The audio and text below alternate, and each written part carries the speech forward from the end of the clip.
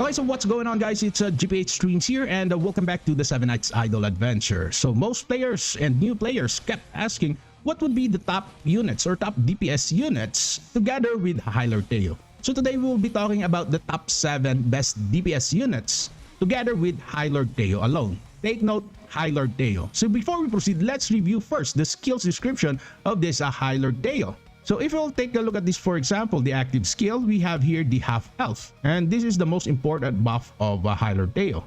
So it says here it increases attack modifier of critical hits by 1.5 times. Take note, this critical hits, this includes the active skill and not only the critical hit and also the basic attack.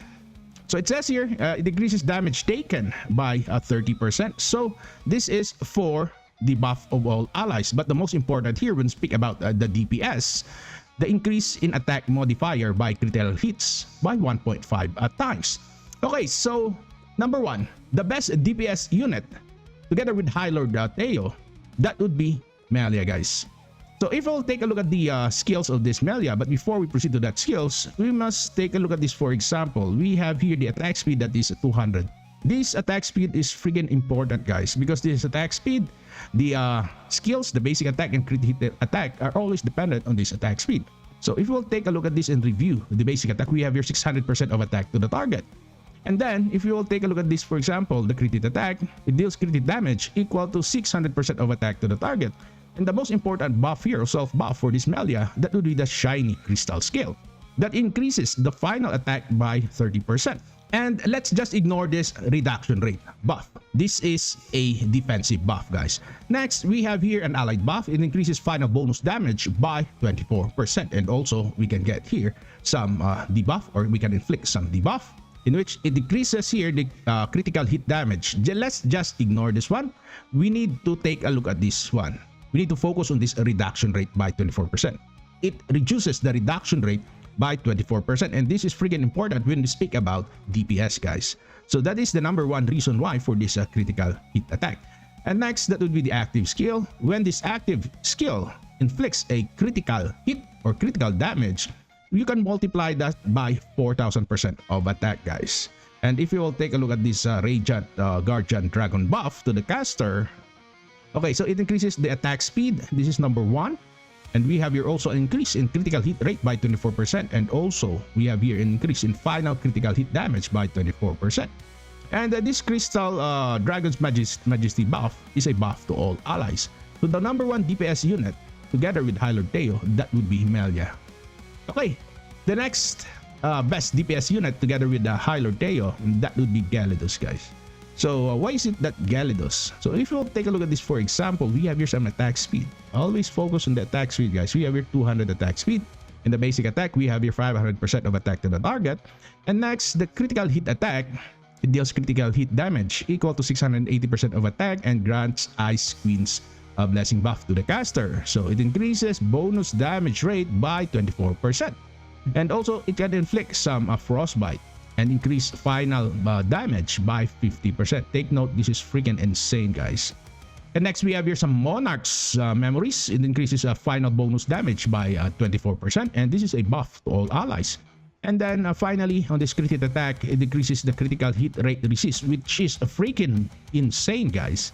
And also, we have your decrease in reduction rate by 24%. So this is the best debuff here. And next, on this active skill, we have here, it deals critical hit damage equal to 3000% of attack. So just ignore this range type, guys, because this is only effective if there is a range type unit or there is a range type enemy unit on the opponent's side. But still, the attack here is 3000% of attack to the target, which is freaking insane. Okay, so we have here also some Deadly Cold. So afflicted with chill. So this is linked to this crit hit attack and also immortality. So immortality is quite important if ever you cannot tank the enemy. So next, that would be, of course, the new hero, guys, Mariner BIYA. Although I did not get Mariner BIYA, but Mariner BIYA ranks number 3 when you will use Highlord Teo when you speak about PBE or DPS. So why is it that Mariner BIYA is freaking insane in terms of damage when we speak about PvE? First, of course, that would be attack speed.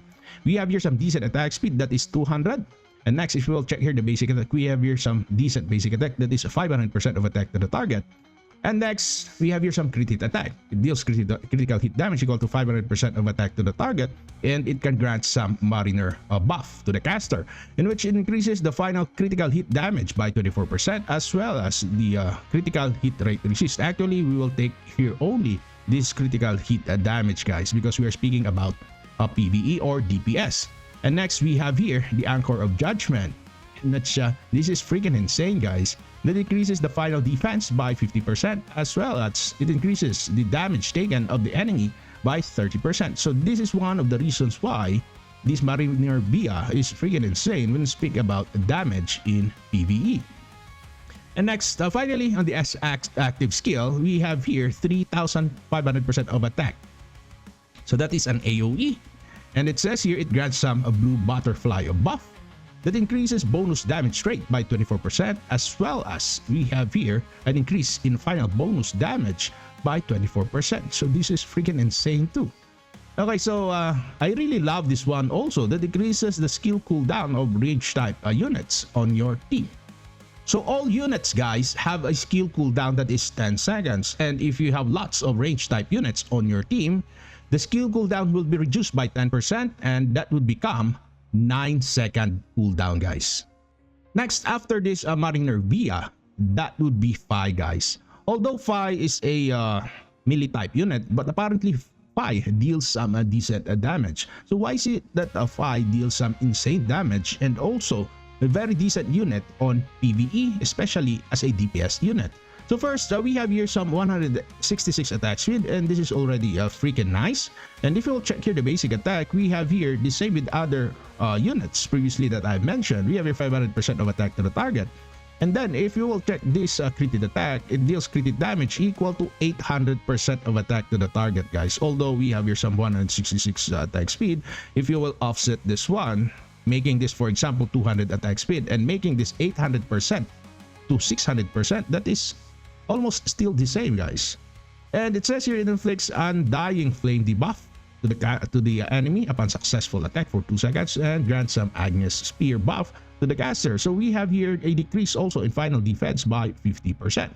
And this Agnes Spear, which is a buff to the unit, it increases weakness attack rate by 24% and also bonus damage rate by 24%. And this makes Phi a decent DPS unit on your team. Next, we have here a debuff, Play of the Dragon, in which it decreases the final attack by 30% and also decreases the critical hit damage by 24%.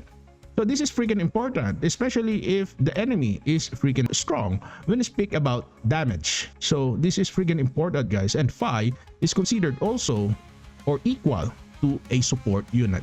And you don't need to have some healing if ever you will use Phi on your team. Next, we have here the active skill called the Flaming Land. It grants a Blazing Victory buff to the caster for 10 seconds, and it deals 3,000% of attack. And then it grants a Flag of Victory buff to allies, and also we have here some burn. So this Blazing Victory, we have here some shield, guys. Let's just ignore this one because this is a defensive buff. We will speak about this one. Okay, so the increase in final accuracy by 100% and also critical hit rate by 24%. So this accuracy is freaking important because once you miss the enemy, then critical hit rate, critical hit damage, and all damages will not be inflicted if you miss. Next, we have here some Flag of Victory. It increases attack speed by 24%. So although we have here only 166 attack speed, but Phi has a buff, attack speed buff, guys, that is plus 24%. And most probably, this 166 attack speed is equivalent also to 200 attack speed because of this increase in attack speed. And finally, we have here some debuff, which is Burn, that increases also the DPS or the damage of Phi on the enemy. Next, that would be, of course, the new unit, Hylenia. I did not get Hylenia, guys, because later on, I will have this one too. Okay, so why is it that Hylenia is freaking nice also on your team, especially with Highlord Teo? So if you will take a look at the attack speed, we have here 200 attack speed, guys. And the basic attack, it says here 400% of attack to the target. And this is an average basic attack. And next, we have here, it deals crit hit damage equal to 700% of attack to the target, which is freaking good already. And also, we have here some Valkyrie potential buff to the caster, in which it increases the final accuracy by 100%. Take note, although accuracy does not inflict some damage, but we need this one, guys, in order not to miss the enemy. Okay, and we have here an attack speed by 24%. So although we have here 200 attack speed plus 24% attack speed, that would be freaking insane, guys. That would be over 200 attack speed at all. So if you will take a look at your Helena when challenging the enemy, the attack speed is freaking insane, guys. So that is one of the reasons why this Helena is freaking decent when we speak about PvE or DPS together with the Highlord Teo. Next, we have here some Celestial Light. So this Celestial Light is a buff to allies that increases the final bonus damage by 24%. And finally, we have here a debuff. Okay, Crimson Comet. It decreases critical hit rate resist, which is freaking important. Actually, this critical hit rate resist increases the chance. So this is the opposite of critical hit rate. And also, we have here final accuracy or decrease in final accuracy by 60%. And this is a defensive debuff, guys. Okay, next, that would be Rosie. Although this Rosie is quite bad when we review it, but if you will use Rosie on your team, especially if you made this Rosie to 8 stars, most probably Rosie is freaking insane, guys. So Rosie is ranked number 6. And why is it that Rosie is freaking nice also to use in a team with Highlord Teo when you speak about DPS or PvE stage clearing?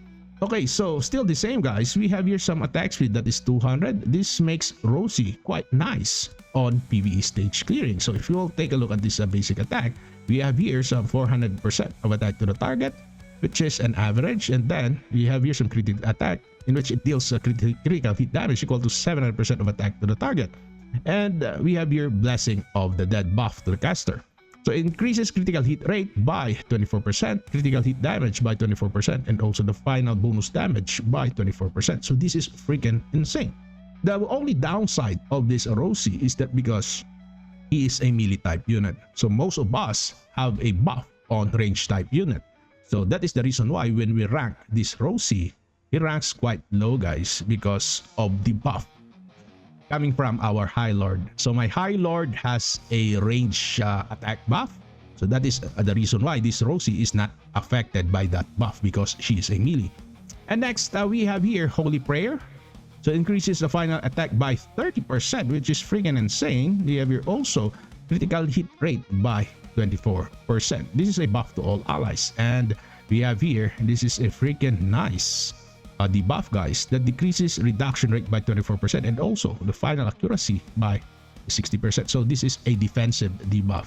So if you speak about the DPS, we'll only need this one. Decreases in reduction rate. Next, we have here the active skill in which it deals only like 2,800% of attack. So this is one of the reasons why this Rosie ranks only number 6. And next, we have here some Lost Soul of Hell, which is a buff to the caster. So this is a defensive buff. And also we have here some defensive buff, which is the final evasion. So we don't need this one when we speak about PvE. And then finally, we have here decreases in critical hit rate. And we don't need this one also when we speak about PvE or DPS. And finally, number 7. Okay, take a guess. Who is that? That would be Mist, guys. Okay, so although Mist have only like 157 attack speed, but if you will check here the basic attack, we have here 600% of attack to the target. And then next, we have here some critical hit rate or critical hit attack. We have here only like 500% of attack to the target, guys. But we have here this one, this buff to the caster that increases the final attack by 30% and also critical hit rate by 24%. And then we have here some Awakened Beast. This is a buff to all allies. And next, we have here some curse. So actually, we need here some curse. This curse is somehow effective on some game modes. Okay. And next, the active skill. We have here 3,000% of attack to the target. And a homunculus buff to the caster that increases bonus damage rate by 24%. And then we have here some shield. This is a defensive type buff, so we will only focus on this increase in bonus damage rate. Next, that would be Rampage. This is a buff to all allies that increases the critical hit rate or hit damage by 24%. And finally, we have here Deadly Mist. Decreases weakness attack rate and also decreases final accuracy. And this is a defensive debuff. So guys, those are the top 7 best DPS units currently together with Highlord Teo. On my next video, we will talk about Dalons and also other Highlord units, guys. So don't forget to subscribe to my channel and also join my Discord. The Discord link is on the description of this video. Thank you for watching and see you again next time. Bye-bye!